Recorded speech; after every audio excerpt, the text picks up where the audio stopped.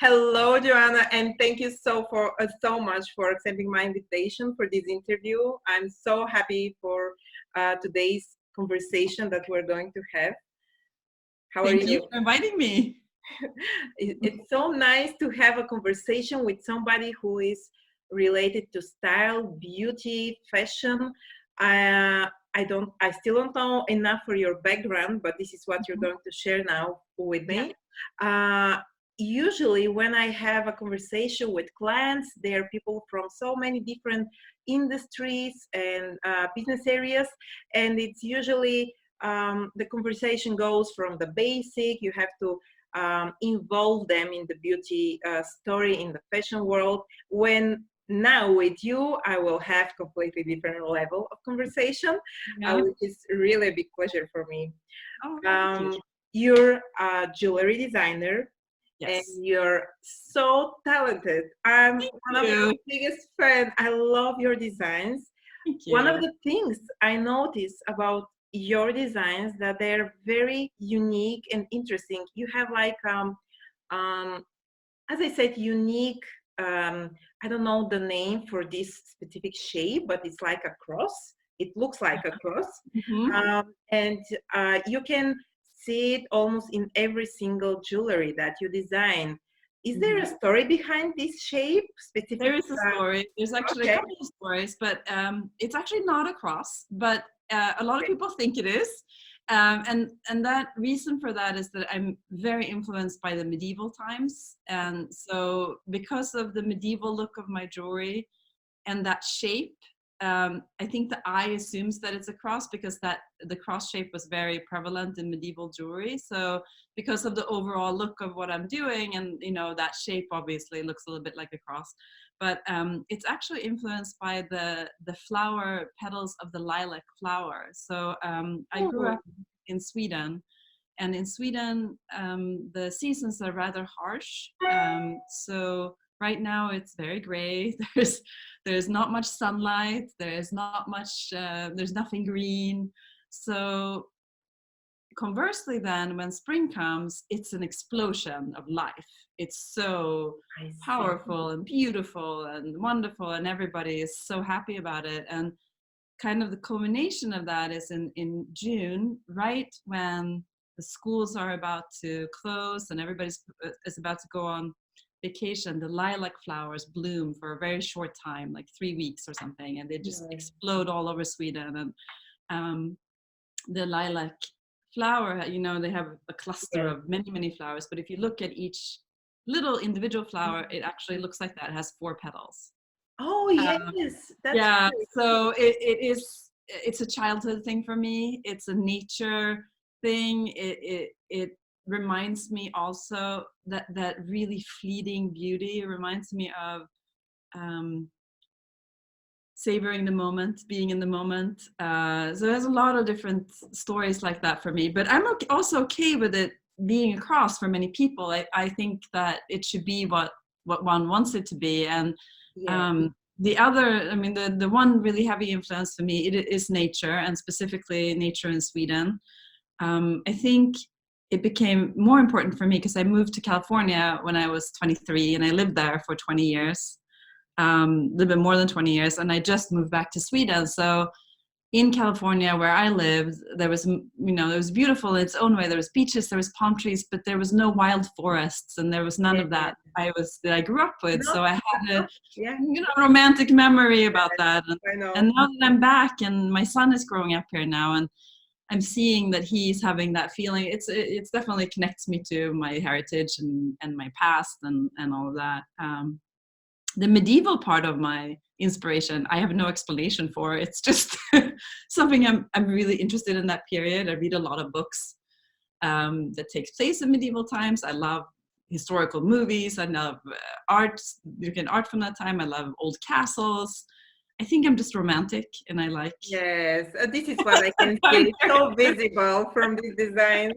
I'm very curious about the way you started this artistic part, artistic business, and how actually you really have to be talented in order to create these kind of designs. You have to have this special sense of balance and harmony, because sometimes you have to know where to stop to put Yeah. a lot of details, and sometimes you have to know that it's too simple and you have to add something. So Yeah. it's really about the balance between the Mhm. colors, the materials, and you don't have to put too many different jewelers in one specific piece of jewelry. So Mhm. how did you start it, and why actually this is something that you're so inspired and involved? To do. Um, well, I'll give you the long story, and you can just Okay. cut out the part Yeah, that's. of course, go ahead. So I I'll will give be you the listening. long story. I was actually working in Los Angeles as an actress, and I loved it. I thought it was really, because of the romantic part of me, I think I love telling stories and living in my imagination and imagining different time periods and different people and things like that. But it's very sporadic work.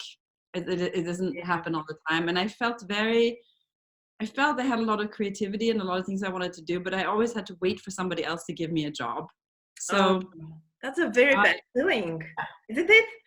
You're it's kind of dependent, like a you kid. are, and not as much anymore now. I think because now people create their own projects more. But when I was doing it, it wasn't like that. You had to really wait for a job, and I decided to start. I felt like I also wanted to do something with my hands because I felt like the creativity was so much attached to me, and I wanted to make something that I could give away, if that makes Yes. sense. That had a Like physical purpose. thing. Yeah, something that Yes. I felt like there was something else I needed to express. So I went to UCLA and I took a lot of art classes, and I did, painting, drawing, bookbinding, ceramics, everything I could think of. And everything was kind of like, yeah, that was fun. I don't need to do that anymore. But what was the purpose? You just was I exploring wanted to what you exploring. love. I was Okay. exploring what other art forms I could do that satisfied the other part of me that felt like it needed to be expressed. I mean, my father isn't, he paints, he's a woodworker. I definitely have grown up around a lot of work with your hands and making things. So I think that was part of like my natural instinct, just that I wanted to make something. And then the union of my acting union, they went on strike. So for 6 months there was not even the possibility of working. Oh my gosh. Yeah. So and a friend of mine at the same time said, I know this jewelry company. They're looking for an artist that can draw designs for their collections. Are you interested in this job? And I said, sure, I'll try it. So I started working for this company, drawing their custom pieces. And they said to me, if you want to, we can sponsor you to go to school to learn more about jewelry. It's to see if it's something you want to continue. And so I started studying at the Gemological Institute of America, and which is a place where you learn about gemstones. And I went into this hall because I was learning about the gemstones. So I went to a gemstone exhibition where I could look at stones, and they also were selling them. And I entered this room full of these stones, and it was like magic just exploded in front of me. Really? And You fell in love immediately? I fell in love immediately. So for me, so the short story is the stones is what made me fall in love with jewelry. I just thought I saw all this amazing color. I had no idea there were so many different stones and so many interesting stones. And again, this was, maybe almost 15 years ago for the first time I saw the stones that are available. Now designers are using more different kinds of stones in the jewelry, but then it wasn't like that. Everybody was using kind of, a few of the similar stones. So I Excuse me, fell in when love was with that? When was that back in time? Like maybe, approximately, give or take? yeah, like maybe 2000, 2008, maybe. So not Okay. so the shows. I'm not really sure what year it was because it was like it happened over several years. Because at the same Okay. time, I had started working as an actress again, Okay. um, and I bought some of these stones and I started, learning simple techniques and beating them together. And the next movie job I got, I brought the things I had made to the set and I showed it to the costume designer and I said, do you want to use these in the movie?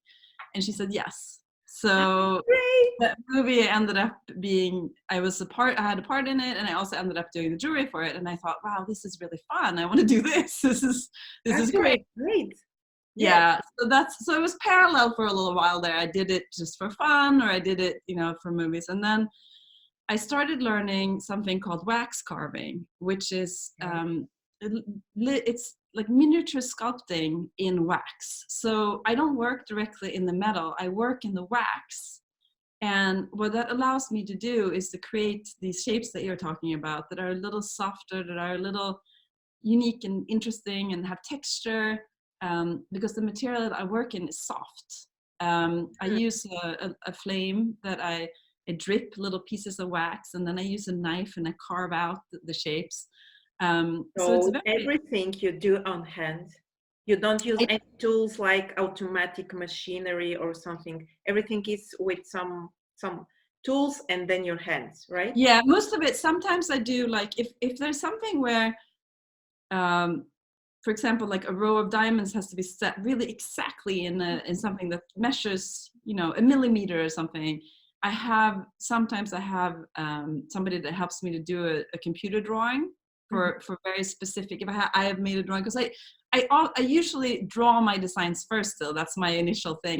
I know people that just go into the metal or just go into the wax, but for me, I see the designs, I see the images. So I draw them down and then I make it. It usually ends up being slightly different, but I still consider myself a designer, like drawing first. Like I could just do the drawing, that would be okay for me. But I also really love the wax carving, because you get surprised and you get these textures that are unexpected. And so that's so when I started doing the wax carving, that's when I became really serious about my business. And I was thinking, because I saw that I had You can make a living out of this. well, I saw that I had a style and other people were responding to it, and I saw that it was a little different. I thought, wow, this could really be something else maybe. And then at the same time, I started working for the TV series Suits. The costume designer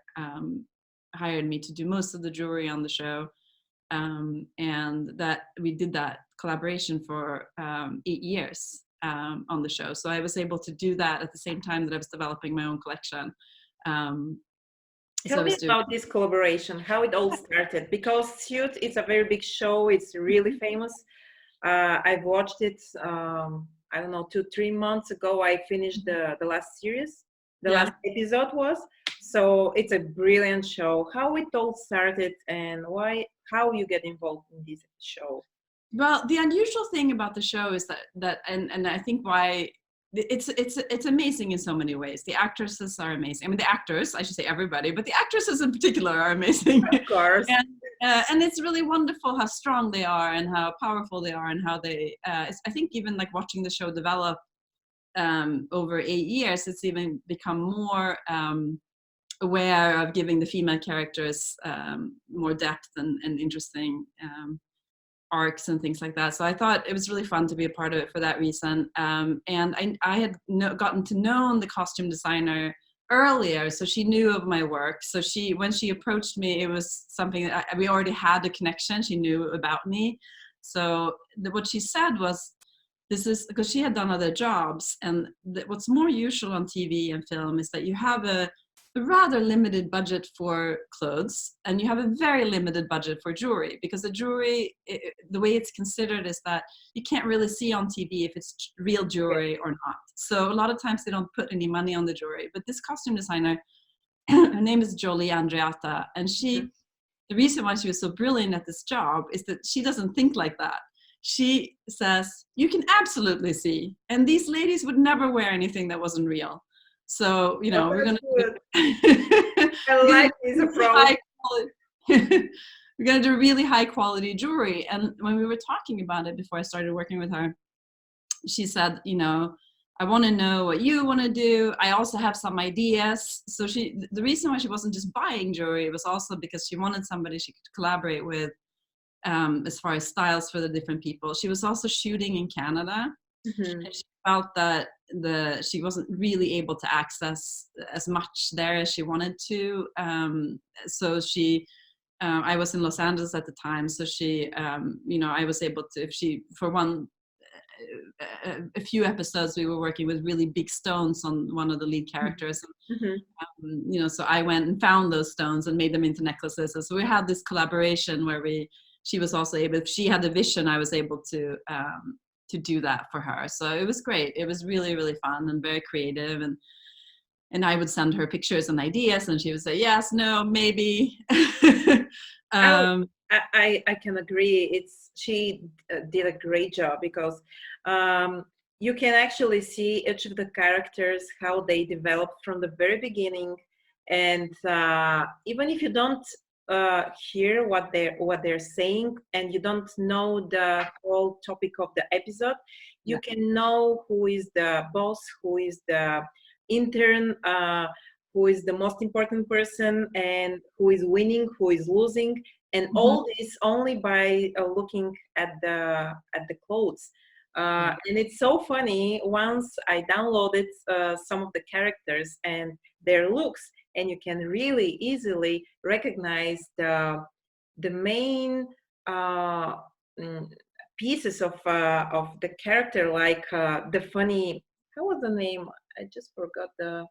Luis, Luis, yes. You can easily say that he's some kind of artistic and sensitive person because he wears most of the time so colorful ties and shirts, and they are still elegant and expensive, but they're so bright. You can look at him and recognize him from like 10 meters and more. So it's really interesting. She really built a story around this person. And it's really funny because I think a lot of the story, the producers didn't really know, the actors didn't know. We kind of made up some things. Like we said about Meghan Markle's character, we said her jewelry would probably be things that she got from her parents, because she's still, she's still paralegal, she's not making a lot of money.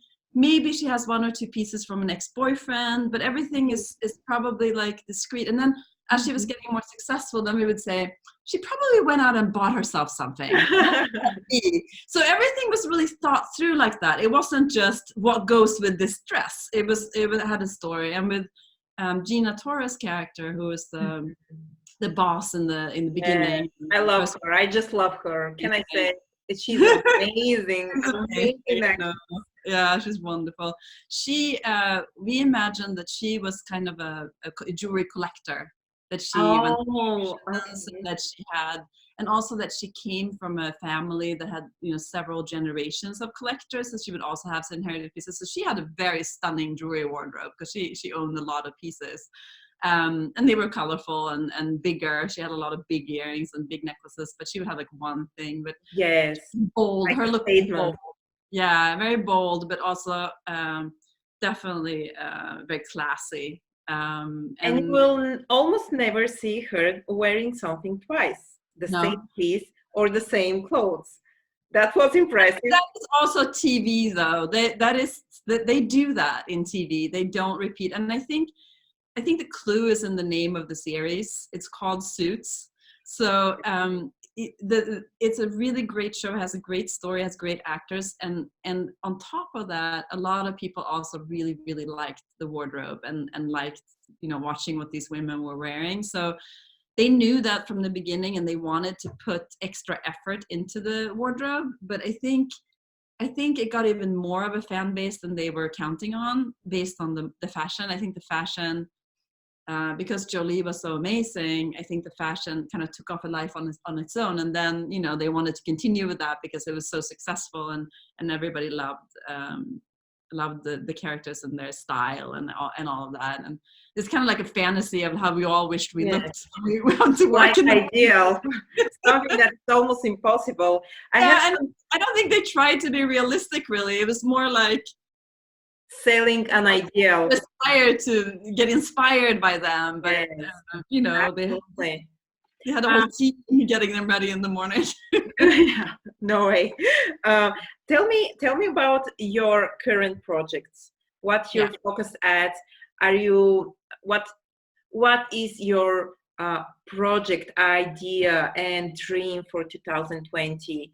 And actually, what is your current work? Do you want to work more with some movies and shows like Suits, or you prefer to work with individual clients and prepare some pieces that are special for their moments, special moments like anniversary, wedding, or some other like engagement ring? What is your like target for now? Well, I have many ideas. Of course, you're a creative person. I mean, one of my biggest projects this year has been, I've actually moved back to Sweden. So that has changed some things. I'm not in Los Angeles anymore. So that changes my access to the TV series for sure. Suits ended. So that was kind of a natural end for me. It would have been hard for me to stop working on that. I did another series with a costume designer called Pearson, which is this was her spin-off show. Unfortunately, they only did one season, which is really a shame because it was a wonderful show as well, and she was stunning in it. But that was, my last project I was doing, with that whole crew. I love working with movies and film and TV. I mean, and I definitely want to keep doing that. So I think what we're trying to do now is trying to figure out kind of how to do that between the two countries. So that's what's always been like one of the things. But I've always and continuing to do three different things. One is keep developing my core collection of the things that building my world in jewelry, basically the things that I see. I have a full book of designs that I want to make. I have a boxes of stones that I have plans for. So I have to make a list of what things. But one of the things I really want to do right now is do some wedding and engagement rings that are not custom. I've been doing custom designs for many years, and I'm in the process of making a few pieces right now, customs, and I do take orders. But what I haven't made time for is to make my own wedding collection that is kind of like my part of my story that has my signature look that you'll be able to get on my website. So that's something I want to do next. And then also just because of my move and everything that went on with that, I'm also working on getting my main collection into more stores. So that's another project for this year too. But definitely developing more styles. Yeah. That's a lot. I guess it's hard because me personally, I travel a lot, and I know that it's kind of hard to move and in the same time maintain the business and to still make it somehow work in a stable way and still have clients and still make everybody happy in the different projects. How you can manage to do that successfully, because you have not only service like me, I have only services, which is easier. When you have computer, you can make it online, but you have a product. How you manage to actually send the pieces and actually have all the tools that you need in one place so you can work with the materials? This is a practical question. No, it's definitely been a process setting up in Sweden. And I feel like the last few pieces of that just fell into place for me because I tried working with different people. It wasn't working. I tried somebody else. I tried, new places to order from. Because all of my materials, because I'm now in the European Union, so I can't really use the same suppliers for anything because I have to pay import tax. So I have to find, local suppliers for things. And also local casters where I actually produce my pieces. So I have a lot of people that order from America still. So I actually have a dual thing. I have somebody in Los Angeles that helps me maintain a small level of stock there. So I have, some pieces with him. And I also have some models there. So if there's something that needs to be, put together, they can do that for me. And I do it that way because then I don't have to go through customs when I have my company in America. So then it goes from that company. And then for the European customers or the rest of the world, I ship from Sweden. And I have, the production set up here. But it was definitely a very, it felt like a large mountain to climb because there was also all the legal things of setting up your business in a new country. And Sweden is a lot more complicated than America in how you set up your business. Oh, really? I didn't know that. Yeah, it's just there's just more things to do and more complicated rules. And and things like that. So, but I feel like I'm kind of on the other end of that now, but there's stuff, it's ongoing. I mean, there's always ongoing. I just got an order from Australia, which I've never gotten before. I realized that shipping to Australia is really expensive. I did not know that. Oh So my I'm learning. So I have to look into it. I'm always like, okay, I thought I had the shipping thing down, but apparently I have to be really careful. So I don't lose money on shipping to certain countries and things like that. So, there's always things to learn all the time. But I feel like the move has gone pretty smooth. The things that I have, like the tools I need, are pretty small. So it's more about figuring out the logistics of everything. Yeah. Kind of, how do you ship, how do you produce it? Because I do all my own carving, but then I have to send it to a foundry where they cast it into gold. So that's like something I have to have that's outside of me, and where I buy my stones. But a lot of that is worldwide now, so that's not as difficult. Did you have those moments that we all have when you weren't really happy with this, and you were ready to say, okay, I will give up. It doesn't really work the way I was expecting to be. And in the beginning, we are all very excited, and we like the new area because it's something new. We like to learn. It's actually part of the human nature.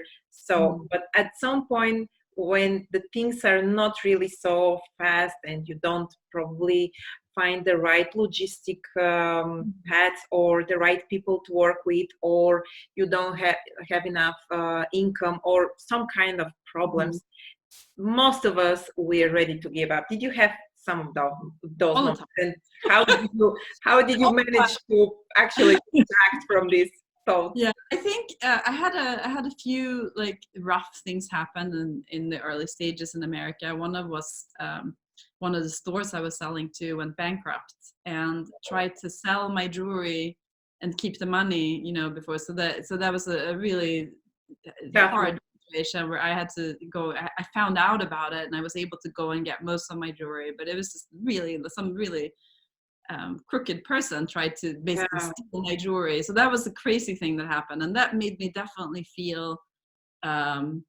discouraged. But the thing that I had going for me was that I always had 3 or 4 or even 5 different things I was doing. So I don't think it's ever been that all of them have stopped. So even the one wasn't really working, then like when that happened, shortly after, I got the suits thing, and I was working out of a really special store in Santa Monica called Accents, where I sold my jewelry there, and I also took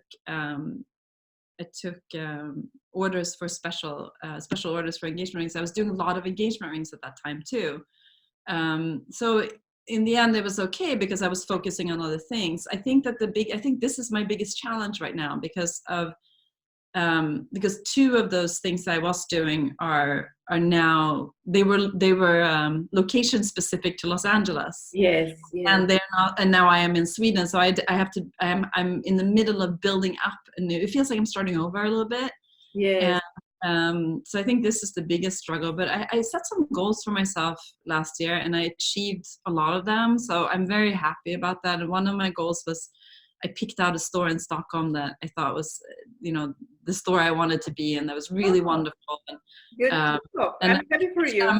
They said yes. So that was, a couple of months before Christmas. So that made me feel more settled here, that I have a gallery here that's showing my jewelry now. And so I think, and I also reached out to some people that wrote articles about me. So I feel like I got a couple of good things in last year that's setting me up to a good start now. But I definitely, I think the way I would put it more is that I worry that I will feel that way, after this year, because I'm still rather new here, and I'm like this is the year where I have to really feel like I'm starting to get back the same momentum that I had in America. Right. And I moved for family reasons because I wanted to raise my child in Sweden. So, for business reasons, it probably made more sense to stay in America. I don't know. We'll see. In a year or 2, I'll know. But yes. there are a lot of opportunities in Stockholm too. It's an exciting place to be in. It's very innovative. There's a lot of startups here. It's very, the design is really great. I feel more inspired here. It's more beauty, architecture than nature. It's, I've never been to Stockholm, but from the pictures I saw this morning, it looks amazing place to visit it at least for a week. One thing I wanted to share with you is that I love your actually wedding engagement rings, and I'm looking at my Instagram because I want to show you actually which design is something. I'm sorry, just a second. Oh, it's okay. This is one of my. Oh yeah, I'm so glad you like that, because I'm thinking about bringing that into my main line because it's so nice. Yeah. You know what I did last week, or actually it was on Christmas, around Christmas. I did a screenshot of this ring. And I sent it to my boyfriend. I said, okay, one day when you decide and feel it's the right time, this is the ring. You're not going to wonder. You're not going to think this is the brand, this is the ring, this is what I want. I honestly think that the beauty is really about simplicity and knowing where to stop to find the balance. And I love it, not only because of this, but also because it's very practical. I have a big curly hair. Yeah. And when it's not styled like this, it's very hard to have some rings on my fingers and in your hair. Yeah. It's I have always had some challenges like making some style with my hair and wearing some jewels. And this ring was made for curly women. Honestly, I think I have to remember that in my. You have to use it as a marketing sentence. I will quote you. Yes. So honestly, I'm in love with this ring, and if I'm getting engaged, I will wear this ring. Yay! Well, let's hope that's gonna happen. Tell me about the materials that you like to use. I know about the pearls and about recycled gold, but what else you love to use and what makes you excited about? I've always liked stones that are unusual, and I like stones that have like some kind of phenomenon, like something that happens in it that's different. And for example, moonstone has that. Let's see, I'm wearing moonstone. I love moonstone. Blue. It like has blue flashes in it. Yes, I love it. There's also labradorite. Let's see, it's hard to see, but this is labradorite. It also has like a blue flash in it when you move it around the light. I love Baroque pearls like this one I'm wearing. Just unusual shapes. Pearls also, like they have the different colors in it and things like that. So there's rutilated quartz, which has these gold needles in it. And I started using diamonds like salt and pepper diamonds with different texture inside of them, and anything that has like something different or just a really, really strong, unusual color. Like some tourmalines have unexpected colors, like a blue-green or something. So really, I'm really drawn to things that are a bit different and sometimes not perfect. Yeah, not perfect. I love these words. Yeah. Not perfect. Not perfect. I feel like it's also like there's something about also something that I've noticed in my days of selling jewelry to women is that a lot of women have a lot of insecurities about their own body or face. They say, I can't wear a necklace because my neck is too wrinkly, my hands are too ugly, my fingers are too short, my earlobes are strange looking. And it actually helped me become better about accepting myself, seeing these women, because I never saw their flaw that they thought. Like I never thought that they were saying. Even after they said it, I had to go, your earlobes look like other people's earlobes. I don't know. Yes. But we're so self-critical. And I've always wanted to encourage women to really wear, to not look so much. It's almost like I'm not beautiful enough to adorn. I don't deserve this. Yeah. And So I true. I encourage the opposite, which is I celebrate myself. And part of that, I think, is if the thing you're wearing also has some funky thing going on, it feels, then you can maybe say, you can see the beauty in this, even though it's not perfect. Why can't we see Yes, the I beauty love in it. ourselves, even if we're not perfect? So Oh, there's something Johanna, about this is great. I love it. I mean, I'm thrilled. That's amazing. I love it. yeah, Yes, I think it's important. I think that it's almost like beauty. If somebody is completely perfect, they're not as interesting. And yes. I feel the same with things like that. So a lot of times, if the stone is more of a perfect stone, then I'll set it in something that's like rounder and more, so it softens it. There's some balance there. It's hard for me to explain, but there's always an element of that in my designs that is about embracing yourself and accepting and finding the beauty in the unexpected, maybe. So yeah.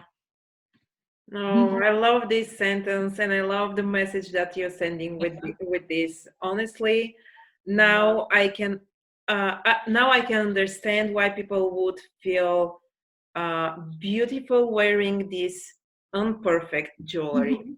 Mhm. Tell me about the recycled golden, how you use it, and actually how the golden is being recycled.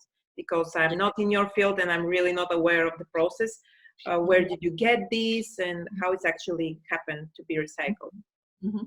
So it's very important for me to try to do minimal impact on the earth, and it's an ongoing process because the jewelry industry, like the clothing industry, which is getting better now, also has been it's very hard to trace where things are from. And there are some mines that mine for gold and stones that are not following regulations, that are not following the rules of decent human wages and things like that. So, but there are other mines where it really truly benefits the population of the area and they are careful with the earth. So ideally, I think eventually I would like to move also into something called fair mined gold, which is supporting these mines that are doing the right thing. Yeah. Uh, but there's also the option of recycled gold for when the fair mined gold is still a little bit hard to find, and also the recycled gold could be argued that it's even more environmentally friendly because it doesn't get extracted from the earth. Now it's similar to buying recycled clothing, or secondhand clothing. You're not contributing in a new way to that, but it's basically post-consumer. So what it is the foundry that I use. So a foundry is where they melt the metal, Okay. and they basically so I don't know how much you can see, but I have this ring here Mhm. that's made in Yes. gold. When I send this into the foundry, this is actually a red wax. It looks exactly like this, but it's a red wax. Okay. I send it to the foundry in a little box because it's very fragile. Or I deliver it because they're actually not far from me. And then what they do is they pack it in this kind of material that makes it really, really tight like this. And then there's a little hole on top, and they melt the gold and they pour it in. And the gold melts away the wax and takes the place of where the wax was. So it Oh, replaces my design. So it is actually my design that the wax disappears. It doesn't exist anymore. So then this is the original design. So what they do at the foundry is that they actually collect certified recycled gold from customers, even from designers. I can send in gold that I'm not using, get it, credited to and they only use recycled gold. So I don't have to worry about there being some mix up or anything because it's all they do. So it's a closed circuit, they have their own recycling process. And it's basically what they do when they recycle gold is they melt it, and then separate out because when you make gold, to make gold jewelry, you have to add some silver and copper in order for it to be sturdy, otherwise it's very soft. But when you melt it and reuse it, you have to refine it. So they have to take out the copper and the silver, and then they have to add it back in. So it's kind of like a process. So complicated. yeah, I don't know why, but that's how you can't like reuse it like that. It has to be Yeah, kind I of, didn't know. It's really it interesting. has to be cleaned somehow, and then Yeah. but I don't actually do that part. That's like kind of like industrial. I'm not very interested in that part. It involves big machines, and I'm more about the sitting with the carving. But yeah, no, it's great. The recycled is really good. I'm really happy it's available, because then yeah, we can do the jewelry Very less interesting. impact. Have another question for you. As a stylist, sometimes for some clients, I do color analysis. Mm-hmm. And I guess you're aware that it all starts with analyzing the undertone of the skin tone, finding out whether it's warm or cold. And Mm-hmm. usually, if the undertone is warm, you should wear warm colors and gold material, gold jewelry. It Mm-hmm. doesn't have to be gold like the gold material, but the shining should be gold. Mm-hmm. And I was wondering whether you think this is true and whether this is really correct, because sometimes um, this is something I usually advise my clients to do, Mm-hmm. but they don't always follow my advice because they really love, for example, if I say wear gold, they really prefer to go for the silver shining effect. And I was wondering, as a jewelry designer, do you think that there is truth behind this analysis? Because this is something that fashion stylists and custom designer, they use it for more effect and have the have the right what's the word for this? I'm sorry for my English. Sometimes words they disappear. To have a better styling, let's say, to Yeah. have a better appearance. So what's your opinion about this kind of analysis? Well, I think it's very hard to say, because I think, I mean, if anything, I would have learned it different, that if you have a very yellow skin tone like I do, gold is just becomes all yellow. Yeah. So in that tradition, I should wear more silver, but I think I look better in gold. I think um, I think it's important to do what looks best, and I think it can vary. I've never given that advice to people. A lot of people would come to me and say, "I can't wear gold. I have to have white gold," and then we put a gold next to less than that, and it actually looks wonderful. So then I say, "Why can't you wear gold? It looks to me. I'm using my eyes right now. It looks good on you." So I mean, I think but I'm not a stylist that way. So I mean, I would think that that would have to do more with whether it goes with the wardrobe or something. But I say the only thing that's hard sometimes is rose gold on somebody that has very reddish skin, because then it really blends. Then you can't see it. There's no contrast. Mm-hmm. So that's like really the only thing that I've found that's maybe a That no it no. doesn't work. But it has like like very reddish tones, then the red gold or the rose gold is not flattering, because it just makes it look more red, Yes, rather yes. than doing silver or gold maybe that will cause on. But I think that's the only thing I've seen really. I also really like mixing colors. Oh, I That's like, love that. It's a so good that's, I way. think that's like right now I'm wearing these bracelets, and they have like gray pearls and Mm-hmm. then gold things. I put it with silver, and I don't know. I like mixing. Yes, So it's nice. yeah, I think that's the thing too. But I think that's more your department. I was just wondering, what's your opinion? Because it's also about beauty. And Yeah, I think it's what's flattering to the person, and also about the mixing. Because I also think that when people come to me and say, "Well, I have all this jewelry already. Can I wear it?" And I think it's about like finding new combinations that work. yes, Like you can exactly. reuse some things and change some things and add some color in, because color, like colored stones, really makes it pop. Then that's really adds something extra. And then maybe the frame is just silver, and then you don't see so much silver, and that's that would work for most people, I think. But gold is very rich looking. I'm a gold. I favor gold. Oh, me too. I love gold and This looks gold nice. jewelry. Yes, it's way better for me. This is how I feel more Yeah, beautiful. yeah. Joanna, do you think there is a connection of some kind between astrology and stones? I've heard that so many times, And some people really trust this, and they will follow all the advices, and they will find the right stone related to their zodiacs. Some other people really don't care about this. What's your opinion? I'm really interested in the power of stones, because I feel that they're magical. And I read this, I don't know if you're familiar with Eckhart Tolle, but he writes about, mindfulness and things like that. And he wrote this really interesting thing in one of his books, which is like why certain things exist, because they have no function, like in the world. Like there's this beautiful things like flowers, they actually have some function, but gemstones, they really have no real function. They're just beautiful. Yeah. And I think that there's no explanation for that. Like, why are there so many beautiful gemstones in the world? I think that there's something magical about that. So I feel that, and I think I don't really follow astrology. The thing that I look at sometimes and that customers ask me is that, I feel that I need some warmth in my life. I feel that, and I will often suggest citrine, which is this, you can't see now maybe because it's so, but it's like this very rich yellow.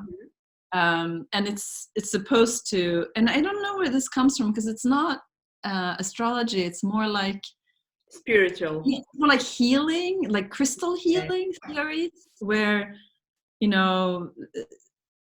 quartz, for example, is supposed to be very grounding. So if you feel like you're very much up here and you can't calm down, then if you wear a quartz or if you hold the quartz, it's supposed to make you calm down. I don't know. I'm not like 100% sure, but I think, why not? It could be. It's possible. Special. And if you only believe in that, actually, it's in your positive. I think so. I think it is. And I think it makes you feel like, it helps and it gives support. And I think that that's okay. For sure. Thank you so much for this interview. It was 50 minutes of pleasure. Oh, likewise. I want to ask you a bunch of questions too. I would love to answer. First, before finishing, can you share with my audience where people can find you and follow you, and if they want to buy some of these amazing designs, can you share this with us? Absolutely. So my website is johannatorell.com, which is not super easy to spell, but so it's I'll write it down. You write it down. Okay, so it's johannatorell.com, and my Instagram is Johanna Torell Design. So those are the best places, and same for Facebook is also johannatorell.com. So follow me. Thank you very much. Thank you. Yeah, that was wonderful. Thank you.